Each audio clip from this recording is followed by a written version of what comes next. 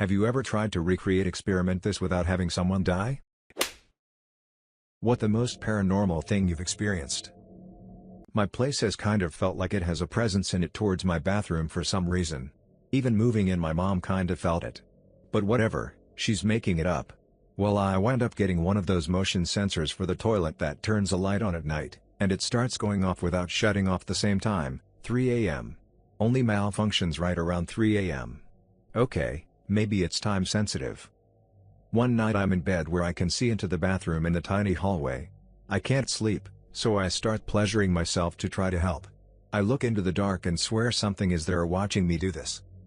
I'm tired of this sicker and feeling like it's watching me, so I start talking dirty to it and just watch as I see it back up away from me right into the bathroom, where that light turns on immediately.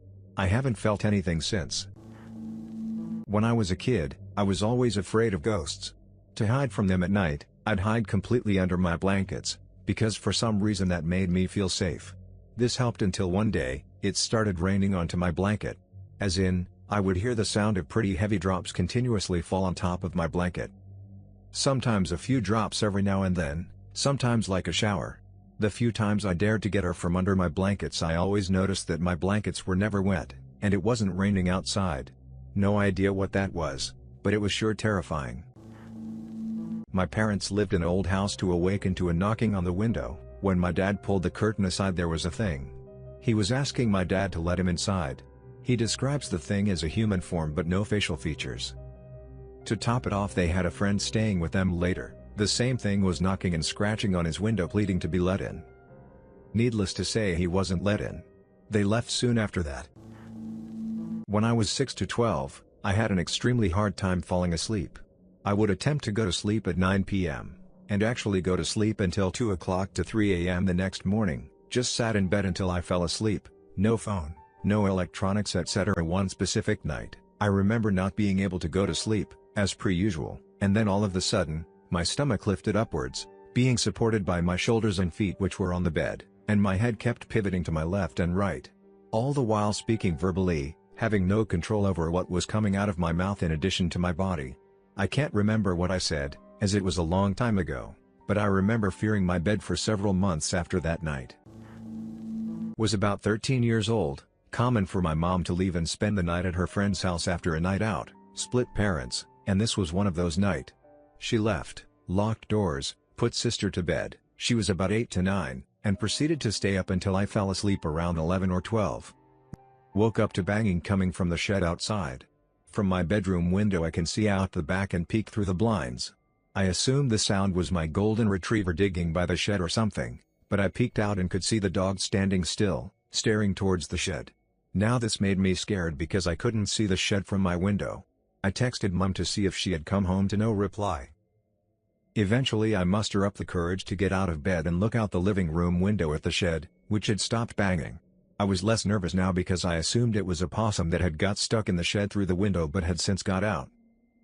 The weird part is when I ventured to the front of the house, where the front door was wide open along with the front windows and living room light was on. I know for a fact I had turned the lights off and locked the door. I then proceed to grab a knife and check on my sister while turning every light on in the house while searching for an intruder. Was scared shitless. Can't explain to this day. When I was 16, I was home alone in my upstairs bedroom and heard the sound of glass breaking downstairs. I thought someone was breaking in, so I went downstairs to check things out, only to find all the windows were intact. I finally looked in the bathroom and found the potpourri dish my mom kept on top of the toilet shattered on the floor. There's no way it could have fallen, but the way the fragments were spread, it appeared to have been thrown against the far wall. All the doors were locked, no way for anyone to have entered. I saw a black dog run up our stairs in our old house late at night. Also at that same house but much older, around 12 to 13, I had discovered how to beat my meat. Bear with me, one particular night after I took care of business, I was gonna go wash my hands and sleep. However, some strange feeling came over me like I should check out what's in front of my bedroom door. I opened it a crack and peered through and my heart sank. I saw a pale woman with long black hair staring back at me. I calmly closed my door and locked it and tried to go to bed with the lights on. It was a good solid couple of months before I could bring myself to even think of beating it. Now that I think of it, I remember our folks telling us the previous owners practiced black magic there. Maybe I was just seeing things. When I was 9 I slept on bunk beds. One day I was on the top bunk. I would switch between them as I please, and I woke up with the insatiable feeling that I needed to look out my window. So, I did. Went up to the window, peeked through the blinds, look around and nothing. Okay, whatever, time to go back to sleep. Oh wait. There is that insatiable feeling again. I peek through the curtains and my heart sinks. There is a man in a black full body coat and a black top hat. He is standing under the streetlight. I can't see any feature, but by his body shape I could tell he was staring at me. I freaked out and jumped backwards. After a few seconds of regaining my courage I looked out the window and he was gone. Also, when I was about 10 I had a dog named Angel. She died in my lap. The doctor isn't sure but believes it was a heart attack. For about 4 months after her death, every night at 11:30 p.m., like clockwork, I would hear her running up the stairs and into my sister's room. I was the only one in the family that could hear her. My last story. I was home alone. Around the age of 16 and I had a dog. She is super calm and only barked when something scared her. She was upstairs barking like crazy. Naturally I got scared. So I got out of the washroom, left the light on and the door open, walked upstairs to my dog and saw she was barking at nothing. Still a little spooked I grabbed a metal baseball bat that I had in my room. After grabbing it I go back to my dog and she just stares at me.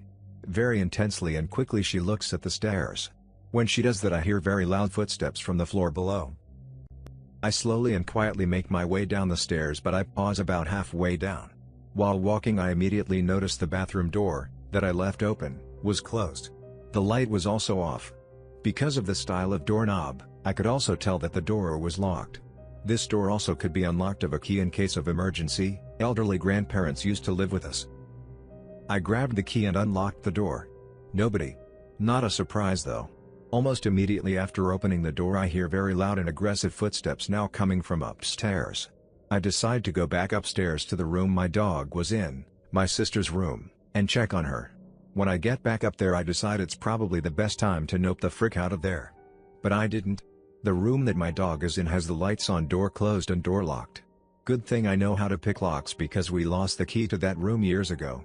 So yay, there was no one in there, but frick, some ghost ducking locked some doors in my house. Apparently this happened to my friend's cousin, so take it as you want. When the cousin moved house weird things started happening there. Like this girl decorated her room and when she woke up the eyes of pictures of her and her friends would be scratched out. She also kept losing her earring, which were crosses. Every time she lost them she would buy more. One day she bought a new bed, so was taking the old one apart. Then at the bottom of her bed she found this perfect little pile of cross earrings. Also remembered my brother was once in bed on the top bunk. He had a cabin bed, then he looked over the side of his bed onto the floor where there was a woman lying down on the ground. He made eye contact with the woman and she opened her mouth, like she was screaming but with no sound, and started to levitate, still lying down, from the floor up. He sprinted downstairs and refused to sleep in his room for a couple days afterwards.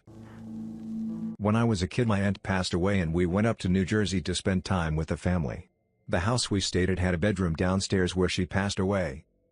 Anyways, I was laying on the couch watching TV and I'm facing the door. The door was barely cracked open, and all of a sudden it swung open. So fast the robe that was hanging on the outside flew up in the wind of it. I remember looking at it and couldn't believe what I saw. There was no one in the room and the dog was in the kitchen. My mom and her cousin was in the kitchen as well and they didn't hear or see anything. Definitely weird, but the only time I really felt like it could be paranormal. Thanks for listening to Radio TTS. Hit the subscribe button and activate the notification bell for more videos. Click the right box for the Radio TTS playlist and let us know what the next video should be about.